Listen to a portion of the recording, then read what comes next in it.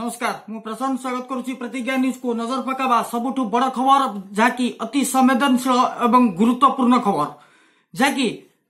कहुपारे जे केन्द्रापड़ा को माड़ी आसुछि विपद विपद सम्मुखीन होगा जाऊँगी केन्द्रापड़ा जिला तो जार प्रसंग बा सबुकिछि घटना को नहीं अनेक दृश्य तथ्य को नहीं से प्रसंग आज नहीं आसुछि प्रतिज्ञा टीवी जे महाकालपड़ारे वन विभाग करुछि आतंकराज वन विभाग माफिया राज वन विभाग कर्मचारी माने निघोड़ निदरे अन्यपटे अनुप्रवेशकारी कब्जा को जाइछि वन विभाग बा जो हेंताल वन रही महाकालपड़ा अंचल खरनासी अंचल जो हेंताल गछ थिला दिन को दिन यार लोप पाइबार लगी तो एटी सांघातिक प्रश्न आसुछि एवं सांघातिक प्रतिवाद मध्य हेउछि जेटी ओडिया को बा ओडिशावासी बा जो मानक पाखरे ओडिया परिचय पत्र बा ओडिया बोली से भारतीय बोली जहाँ पाखरे प्रमाण पत्र रही तो महाकालपड़ार खरनासी अंचल अनेक समस्यार सम्मुखीन होगा पड़ुछि एथिपाई जे वर्तमान सुधा जहाँ सूचना रही जहाँ अति संवेदनशील घटना जे पूरा महाकालपड़ा एवं अनुप्रवेशकारी कब्जा तो हे तो केन्द्रापड़ा पुणी पलटि पारे द्वितीय बांग्लादेशी जार प्रसंग आम रखीचु आज प्रतिज्ञा टीवी से बड़ प्रसंग तो प्रसंग ही रही जे वन विभाग बा महाकालपड़ा वन विभाग माफिया राज कहा कब्जा वन विभाग तो एभली प्रसंग जो प्रसंग अति संवेदनशील एवं केन्द्रापड़ा जिला को यह एक महाविपत्ति बोली कहले अत्युक्ति हो नहीं एथिपाई जे जिला प्रशासन वन विभाग एवं समस्त कर्मचारी माने निघोड़ निदरे अछंती हेले अन्यपटे केन्द्रापड़ा जिलार महाकालपड़ा खरनासी अंचल एवं अनुप्रवेशकारी कब्जा दिन को दिन बढ़ी चली प्रादुर्भाव जहां नहीं एवं स्थानीय अंचल लोके आतंकित हो पड़े जे भयभीत हो पड़े जे एभली घटना दिन को दिन घटवार जोर धरी जे कि जार पूरा नग्न दृश्य बा पूरा ग्राउंड जीरो खबर करिथिला प्रतिज्ञा टीवी एवं सांघातिक तथ्य मध्य आसीथिला सामना को तो हेंताल बण जो जंगल जमी रही जंगल जमीर पटा किभली मिलुछि अनुप्रवेशकारी को जो अनुप्रवेशकारी माने विगत दिन तलु एभली किछि पटा भी पाइछंती एवं परिचय पत्र पाइछंती सेमानंकु किए जोगाई देला एवं ए परिचय पत्र एवं ए पटा असली ना नकली ताहा बे तर्जमा करिवा निहाती आवश्यकता थिला बेले एटी स्थानीय तहसीलदार एवं जिला प्रशासन रो अपारगता को नहीं उठिछि प्रश्न तो जहा फल कि पूरा भयभीत अछंती महाकालपड़ार से खरनासी अंचलवासी जे निज जमी निजर जो पैतृक संपत्ति रही से निज व्यक्तिगत जमीर मध्य से हस्तक्षेप करि पारुनांती जे सेमानंकु धमक चमक दउछंती अनुप्रवेशकारी जहाँकि अनुप्रवेशकारी एवं प्रादुर्भाव बढ़िबार लगी जहाँ अनुमान करा जाउछि हेत खूब शीघ्र केन्द्रापड़ा जिला द्वितीय बांग्लादेश रे परिणत हो पारे एथिपाई जदि प्रशासन ए घटना प्रति दृष्टि न दिए एवं प्रशासन तुरंत ए घटना उपरे नजर रखिबा सह कार्यानुष्ठान नबार आवश्यकता भी रही जे केउ मानक कब्जा रही ए जंगल जमी क्या दिया जाउछि जंगल जमीर पटा एथि यार प्रच्छद पटर नायक किए एने उठिला अनेक प्रश्न एवं जोंथि पाई कि महाविपत्ति आसुछि केन्द्रापड़ा जिला को जे कि अनुप्रवेशकारी माने धीरे धीरे बढ़िबार लागिलेनी तो विगत 10 वर्ष तलकू फेरीगले मात्र 200 रु 300 अनुप्रवेशकारी रहउतिले जहां को नहीं कोनोसी दृष्टि देउनथिला प्रशासन हेले एबे एते मात्रा रे अनुप्रवेशकारी संख्या बढ़ी गलानी तो एटी प्रश्न उठुची सेमानकु प्रशय दउछि किए बा सेमानकु ए जंगल जमी पटा किए जोगाई देउछि कहा प्रलोचना रे चलीछि ए सब जिला प्रशासन करूछि कोन वन विभाग एटी निगोड़ निदर सहितला बेले चर्चा को आसीचंती तहसीलदार तो एभली किछि दृश्य एबे सामना को आसुछि जे जो हेंताल बण रहितिला से हेंताल बण एबे से माफिया कब्जा पूरा सीधा सड़क आम से दृश्य देखाऊँ जे किभली हेंताल गछ गुड़ी को मूल्यवान गछ गुड़ी को कटा जाइछि एवं से गछर से स्थान रे ही कटा जाई अभिनव उपाय जहाँकि अनुप्रवेशकारी माने एभली अभिनव उपाय ए गछ काटी छंती गछ काटी सारिला परे ता उपरे बाली माटी रो बुझाई करी घर निर्माण मध्य करि सारिलेनी एवं शह शह हजार हजार काठ मध्य सेठी प्रस्तुत करा जाउछि काठ चिरा जाउछि तयारी करा जाउछि हेले अन्यपटे प्रशासन कहूछि घटना संपर्क रे सूचना नाही जहाँकि एभली एक वन विभाग अधिकारी जितेबाला प्रतिक्रिया आम नहीं वन विभाग अधिकारी प्रतिक्रिया रखिते जे घटना संपर्क में जानी नाहंती एवं तुरंत घटना संपर्क में जानिला परे तदंत करा जो माने रही घटना रे संपृक्त सेमानक उपरे कार्यानुष्ठान नियाजिबो। फ्रंट रे किछि लोक गछ काटिकरी 15 दिन तले किछि नथला से जगह गछ गुड़ा काटी गुड़ा तापर बाली लोड करछन बाली पकईले से जाए बंद करूँ बाली पका बंद करूँ एवं कौन करेंगे गत काली की कौन करते अनुसंधान करनी घटना सत होता कौन कि घटना सत होता बंद करूँ आम जाए जो मैंने गछ तो आम उधाई विरुद्ध कौन हो जो गछ काटी गछ यदि काटी जे प्रमाण हो तार केस करूँ किंतु सेटा हमर नोटिफाइड फॉरेस्ट नुहे सेटा हमर नाल करे गछ किछि हरकंच हेंताଳ जातीय वृक्ष सेठी अछि नोटिफाइड फॉरेस्ट नुहे सेटा हमर रेवेन्यू फॉरेस्ट सर हेंताळ तो गछ प्रोटेक्टेड प्रोटेक्ट करिया हमर नियम किंतु सेटा हमर प्रोटेक्टेड फॉरेस्ट पीएफ नुहे कि सर आ पूर्व आद्रवी सुरक्षा अभियान नै कि अभियोग करथिला सेतरा आपण कहथिला हम देखिबे पर देखिलेनी से विषय किछ कहबी कि नै पर्टिकुलर से जो जगहटा आपण कहउछन मो स्टाफ पठेबी कोन है सेटा अनुध्यान करी आ कोन से प्रेशर होउची कि आपण को जे प्रेशर कोन से नाही हमर जति की नोटिफाइड फॉरेस्ट एटा हला महाकालपड़ा रेंज र अवस्थिति आपण टिके अनुध्यान करंतु एठे जति की जंगल थिला ता दरो 2/3 जंगल हमर कुजंग साइड लोक पारादीप साइड रो विभिन्न लोक हमर जति की पीआरएफ अछि आरएफ अछि ताको सब एनक्रोच करथले मैक्सिमम एरिया एनक्रोच करथले आमे सब वर्ष पर्यायक्रमे से जो जबरदखल करथले ताको को वर्ष 50 हेक्टर को वर्ष 100 हेक्टर ए वर्ष रिसेंटली हमर 9 हेक्टर जगह मुक्त कराई सर ये जो गछ जो कटाई जो लोक तांको विषय किसी अभियोग है कि पूर्व नहीं के किसी मत अभियोग कर अच्छा आपण एबे अभियोग पाइला पर कार्यानुष्ठान आरंभ करिवे हां अभियोग पाइलो आपण कहउछंती हमर स्टाफ को पठेई ताको अनुधान करिवे। धन्यवाद। तो एथिला वन विभाग अधिकारी प्रतिक्रिया जो प्रतिक्रिया रखुतिले जे कि ए प्रतिक्रिया सुनिब सते जेमिति वन विभाग अधिकारी एठी किछि जानि नाहंती केवल सरकारी कर्मचारी भाबरे दरमा नेउछंती एवं प्रतिक्रिया रखुचंती घटना संपर्क में जानी नथिले सही कथा हमें पूर्व कहितिलु जे जाहे से गोटिए प्रतिक्रिया से जे घटना संपर्क में जानी नथिलु एबे सामना को आसिला घटना तदंत करा जिवो एवं जो माने संपृक्ति रखिथिबे घटना प्रति सेमानक ऊपर कार्यानुष्ठान निया जिवो सेही प्रतिक्रिया रखिले जे वन विभाग अधिकारी तो वन विभाग अधिकारी सेठी करूछंती कोन केवल सेठी माफियांग सह हाथ मिसाई एवं जो हेंताळ बण पूरा एबे स्मशान पालटिबा को जाउची बा अनुप्रवेशकारी कब्जा को जाउची तो सेठी वन विभाग एवं जिला प्रशासन हाथ बांधी बसिची काईकी यार कारण कोन होई पारे ना कहा चापरे रहिची वन विभाग कहा चापरे जिला प्रशासन एटी साधारण बा महाकालपड़ावासी आहरी संवेदनशील घटना हेले अति दुखदायकर घटना जे महाकालपड़ार विधायक अतनु सव्यसाची नायक को नहीं उठुची अनेक प्रश्न जे निज अंचल एबे पालटी गलानी द्वितीय बांग्लादेश सेठी अनुप्रवेशकारी बढ़ी चली प्रादुर्भाव एवं जो माने सेठाकार स्थानीय बासिंदा सेमानकु मिलुनी निज जमीरे चाष करने को हक जदिबा कई निज जमीरे चाष करने को जाउछंती तो सेठी अनुप्रवेशकारी माने सेमानकु विरोध करूछंती एमिति के माड़ मारिथिबा मध्य बहु बार अभियोग भी होईछि हेले एभली अभियोग हेबा सत्वे भी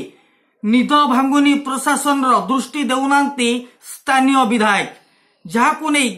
गत किछि दिन तले आर्द्रभूमि सुरक्षा अभियान रो एक कमिटी यार प्रतिवाद करिथिला एवं शोभायात्रा करिथिला एवं मुख्यमंत्री को मध्य ए संबंध रे जणा जाइथिला जे एबे महाकाल पड़ा जाउछि द्वितीय बांग्लादेश सेवाको हेले जो अतनु सव्यसाची नायक एबे मुख्यमंत्री मुखपात्र पलटि तेबे तांको निज घर उजुड़ी जाउथिला बेले से पूरा राज्य को सजाड़ीबा को चाहुचंती तो एठी बड़ प्रश्न पुणी तांको पय आसुछि से विधायक को नै कहूछु जे एबे राज्यर सुरक्षा दायित्व को आसुचंती बा जहां को कहा जाउछि हेवीवेट नेता जहां निर्देश रे एबे तृतीय महला से होउचंती अतनु सव्यसाची नायक तो निज घर जाउछि उजुड़ी तो से करिवे पुणी राज्य को सजाड़ीबा राज्य को किभली भाव से शासन करिवे किभली भाव में निजर भोट बैंक बढ़ाइबे सेठी स्पष्ट हेउछि जे अनुप्रवेशकारी को से ही दउछंती सुरक्षा नचेत कहीं प्रशासनिक अधिकारी ऊपर चाप पड़ुनी जे तुरंत सेमानकु स्थानांतरित करबा पई କାହିଁକି ସେମାନଙ୍କୁ ସୁଯୋଗ ଦିଆଯାଉଛି ଏଭଳି ଘଟଣା ଘଟାଇବା ପାଇଁ, ଯାହାକୁ ନେଇ ଆମେ ପ୍ରତିକ୍ରିୟା ଖୋଜିଥିଲୁ ବନ ବିଭାଗ ଅଧିକାରୀଙ୍କର। ବନ ବିଭାଗ ଅଧିକାରୀ ମଧ୍ୟ ସେହି ସଙ୍ଗୀନ ଢଙ୍ଗରେ ପ୍ରତିକ୍ରିୟା ରଖିଥିଲେ ଯେ ଘଟଣା ଉପରେ ତଦନ୍ତ କରାଯିବ। ତ ଏଠି ଘଟଣା ତଦନ୍ତର ଆବଶ୍ୟକତା କେଉଁଠୁ ବା ଆସୁଛି? ପୁରା ସିଧାସଳଖ ଯେଉଁ ଦୃଶ୍ୟ ଆମେ ଦେଖାଉଛୁ ଯେ କିଭଳି ଭାବରେ ଏବେ ବନ ବିଭାଗ ପୁରା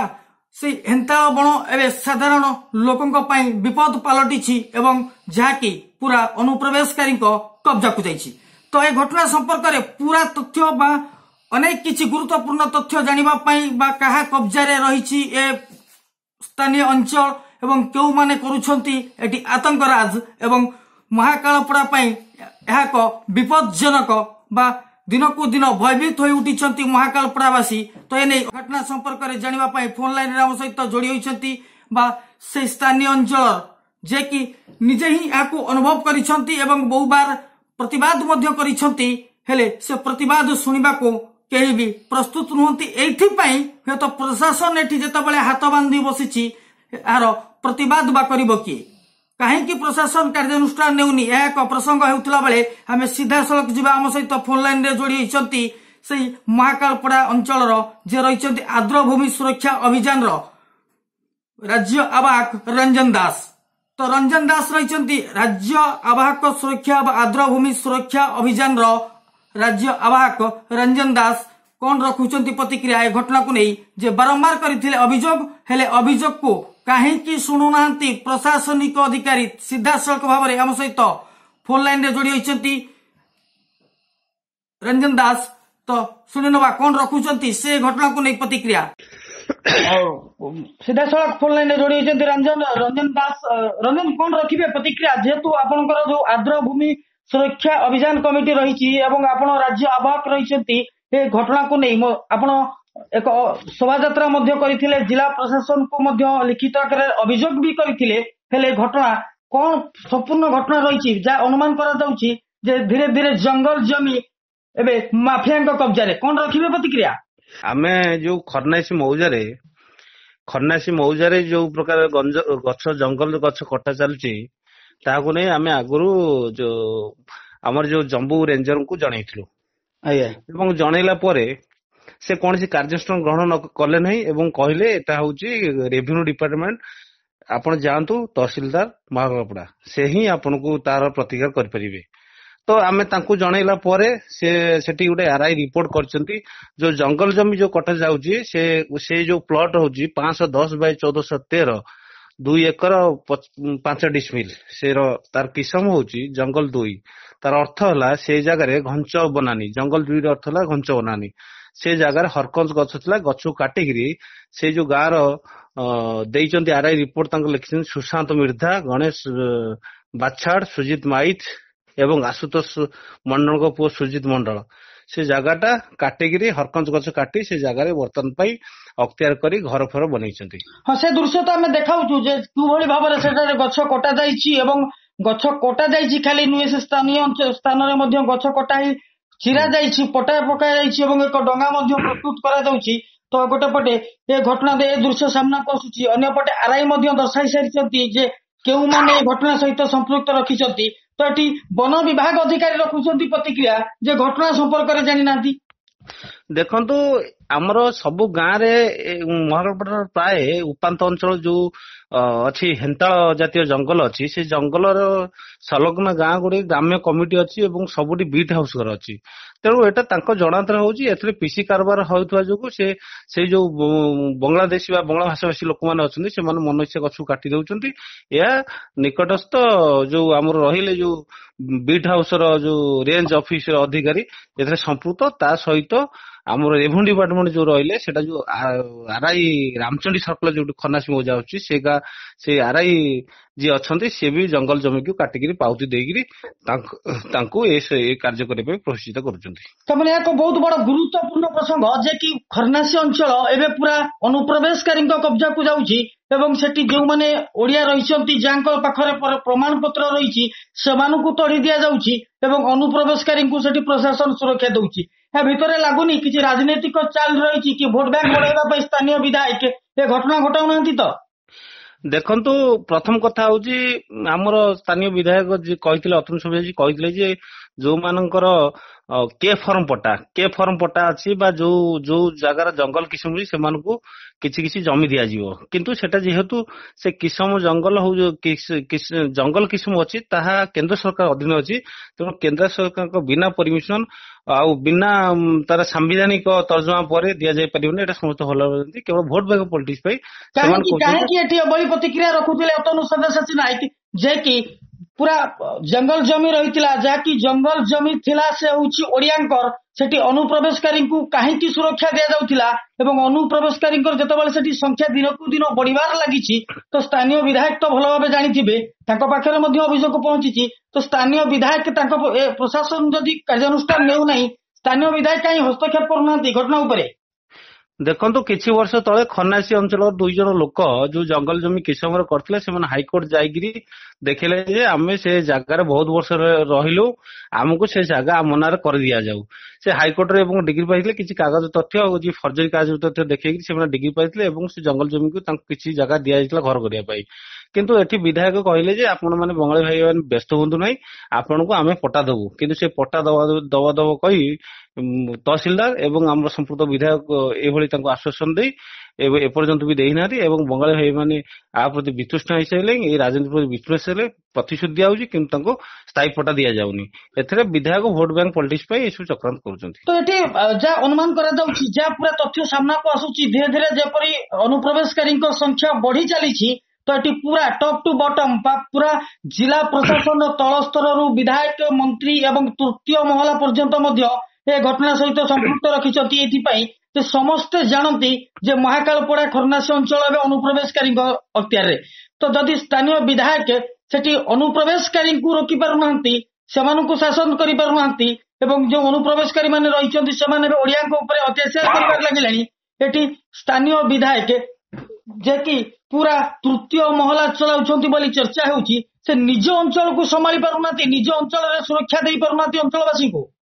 ଦେଖନ୍ତୁ ତାଙ୍କର ପଲିସି ହେଲା ଯୋଉ ରାଜନୈତିକ ଦଳ ମାନେ ରହିଲେ ସେ ଶାସକ ଦଳ ହଉ ବିରୋଧୀ ଦଳ ହଉ ତାଙ୍କର ପଲିସି ରହିଲା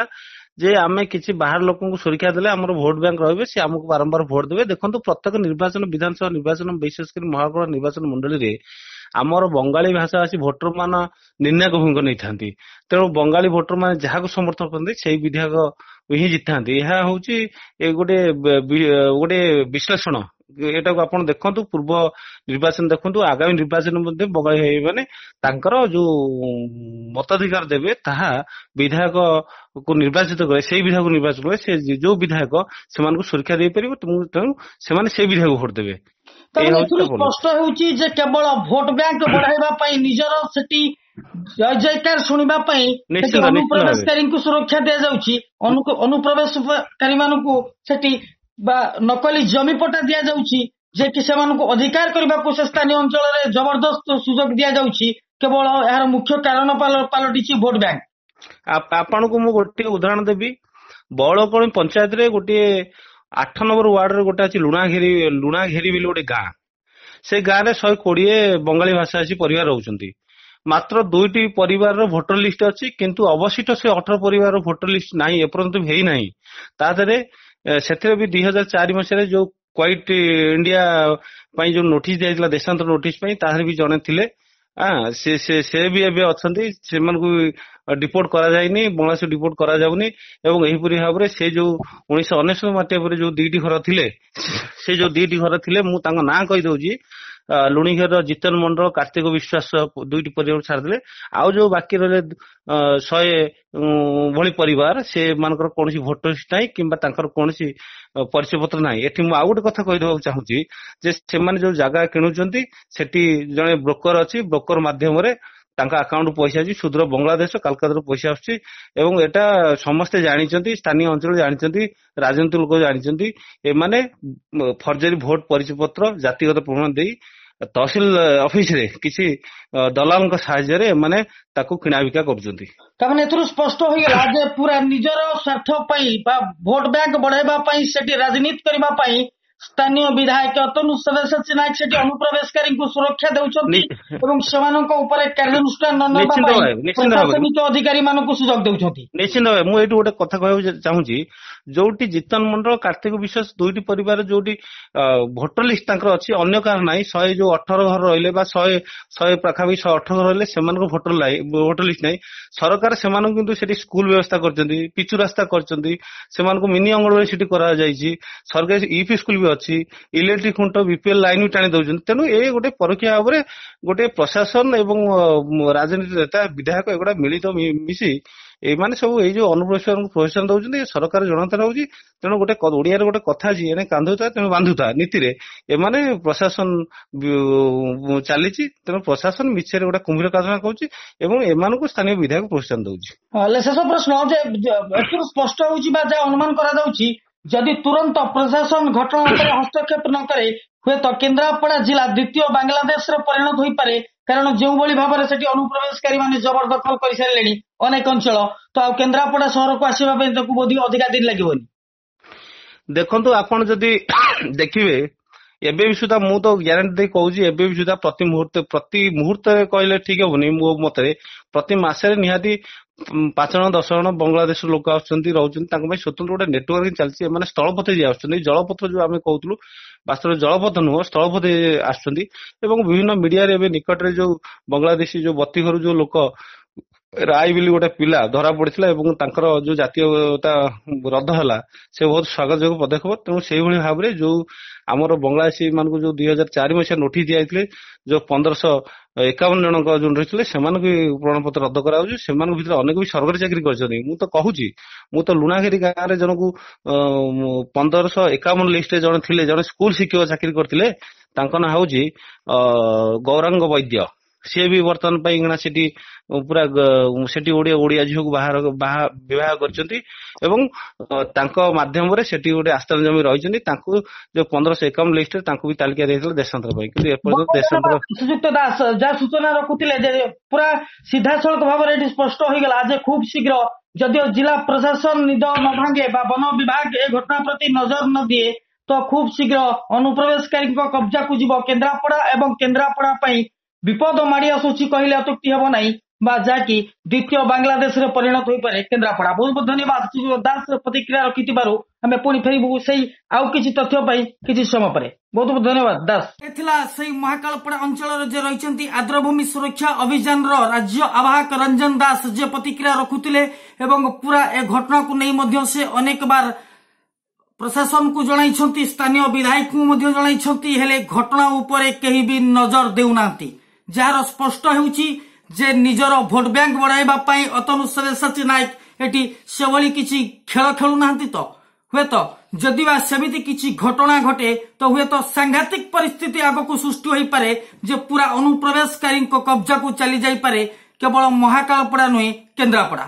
ଯାହା ସୂଚନା ଆସୁଥିଲା ଏବଂ ଯାହା ତଥ୍ୟ ସାମ୍ନାକୁ ଆସିଲା ଯେ ଏଠି ନକଲି ପଟା, ନକଲି ଜମିର ଜଙ୍ଗଲ ଜମି ପଟା କିଭଳି ମିଳୁଛି ସେ ଅନୁପ୍ରବେଶକାରୀଙ୍କୁ, ଯେ କି 2004ରେ ନିର୍ଦ୍ଦେଶ ହୋଇଥିଲା, ଜିଲ୍ଲାପାଳ ଦେଇଥିଲେ ନିର୍ଦ୍ଦେଶ,